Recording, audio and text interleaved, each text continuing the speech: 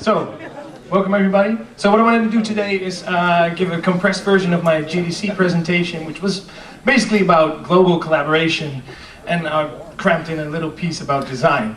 So who am I? Well, you introduced me really quite well. I'm Berg, and I'm lead artist and game designer at Flavor. We're a playful branding company.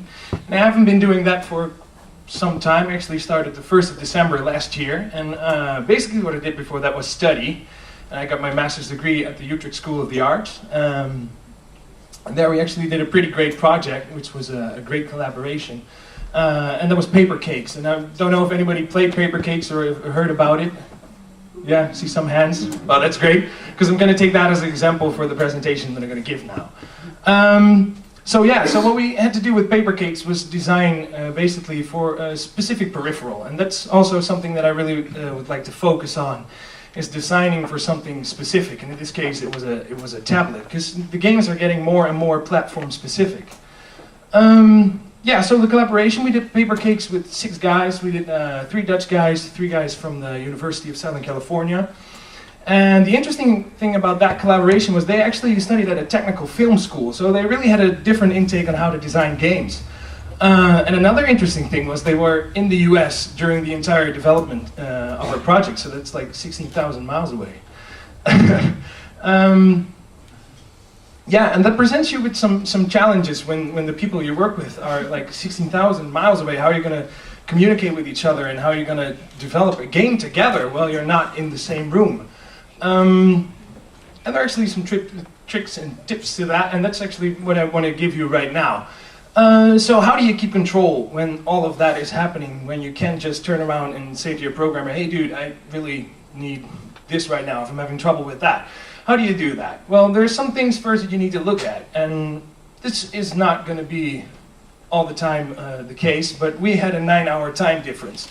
Say if you're working with a freelancer in Germany, it's not even any time difference, but this is pretty radical, because when we start our day ends. So how do we keep communicating? Well, we had some tricks for that. We used Scrum, and we used an open platform, in this case, Bamboo Spaces. You could use Google Docs, and just post on there what you're doing, and keep everyone knowing what it is you're doing, what you're working on, and why you're doing it. Especially as a designer, you really want to know that. And there's another thing, just tell everyone everything. Email whenever you take a dump, put it on Twitter. I don't really care, because people need to know what you're working on. If you can't just turn around, like I said, you really need to let them know what are you doing. So do that. And another thing that's really great, say you're working on a project and you have a big budget, just go to America, visit the people, talk to them. Because emailing is a hell of a lot different than talking face to face, and it really gets you to different places when you talk to each other.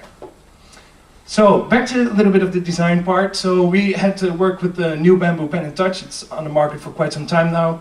Then it was pretty new. So we had the new touch implement of the tablet, and we had a pen. So we started thinking, what could we do with that?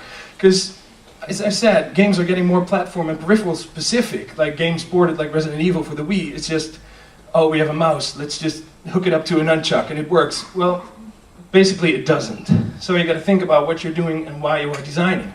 And that's another different thing that's really fun about collaborating, and especially with people from different cultures, countries, and maybe even professions like they're film students, is people have different ways of tackling problems and designing things. And that's really something interesting that you can work off.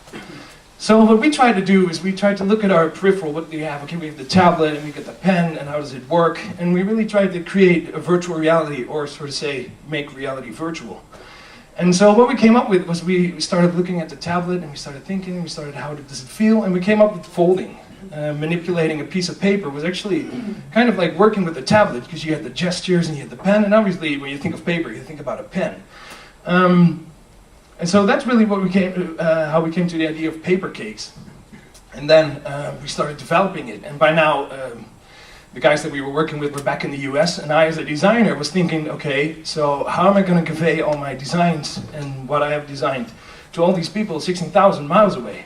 And they had never even heard of a game design document or what that is. And so I started figuring out new ways, and that's a great tip that I would like to give you all, is just make paper prototype movies, real-time movies, schematics like this, and I just send them to them.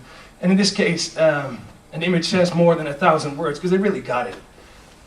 So, it was like 20 minutes worth of presentations in like 5 minutes. So this is my last slide, and I would just like to say, play it, get inspired, and collaborate. Thank you.